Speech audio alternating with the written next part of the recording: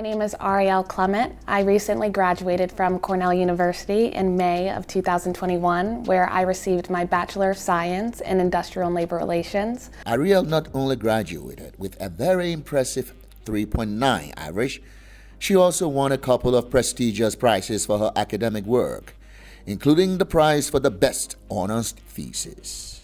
So the first award I won was the Sidman Prize, and that award is presented to a writer for a thesis that distinguished itself by exemplary work. And then I won the Best Honors Thesis on Racial Inequality Award from the Center of Inequality Studies, where everyone who minored in that study from all the colleges within Cornell applied for that award. She describes a thesis that won those awards as a provocative piece on policing. The thesis gets into how police officers and police unions and police departments to respond to Black Lives Matter and African Americans and Black people's call for police reform, they have a performative response by inducting Black officers into the police force. Now, performative means they know it looks good, but they know it won't make any substantive changes.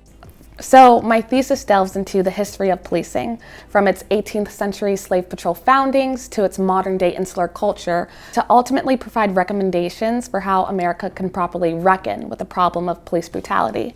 It's a provocative piece, but it's timely, especially after the murder of George Floyd. Although very busy with her academic work, Arielle found time for other things, like sorority life. I think an enjoyable moment for me while at Cornell was being a part of my sorority, where I was Vice President of Diversity, Equity, and Inclusion. I found that to be very important because Cornell is a predominantly white institution. And Greek life is very important because a lot of American leaders were in Greek life. Greek life gives you a lot of social capital, cultural capital, and connections.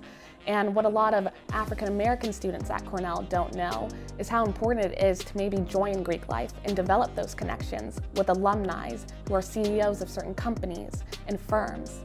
So I liked being Diversity, Equity, and Inclusion Chair because I got to branch out to younger girls coming to Cornell, deciding where they wanted to be, where they wanted to fit in, and tell them about all the opportunities and how they can advance themselves while at Cornell and still have fun and still take care of their studies. At a young age, Arielle has a resume that many older people will literally die for. During the summer of 2019, I was lucky enough to have earned an internship with Senator Chris Van Hollen, where I worked as one of his legislative assistants. In the summer of 2019, I interned at the U.S. Embassy in Liberia, where I worked in the consular office and I was working with visas. I also interned at the Supreme Court of Liberia for Justice Yeo, and I interned at the Commercial Court of Liberia for Judge Morgan. And my experiences there were wonderful. She's now holding down a job as she prepares for the next stage of her academic career. Right now, I'm employed as a legal assistant for Davis Polk and Wardwell. They're a corporate law firm based in New York, and I'm working on a variety of cases, and I'm getting my foot in the door, seeing what I like.